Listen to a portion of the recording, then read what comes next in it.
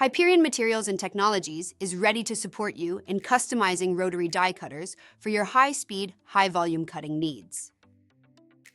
Hyperion offers an in-house rotary cutting pilot line that condenses performance testing of various webs with Hyperion's rotary die cutting solutions.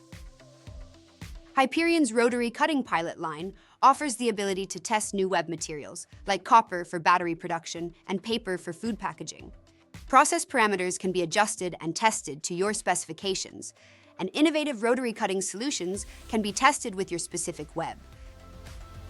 The rotary cutting pilot line can be fully adjusted to test updated process parameters for web controls, tensions, speeds, and directional movements. Implementing rotary die cutting into a production process is most successful when solutions are well validated with testing, and that is what Hyperion's pilot line offers. Test your process with the rotary cutting pilot line to lower material testing costs, eliminate production disruptions, and leverage application experts. Contact Hyperion today for a consultation and discover extraordinary results.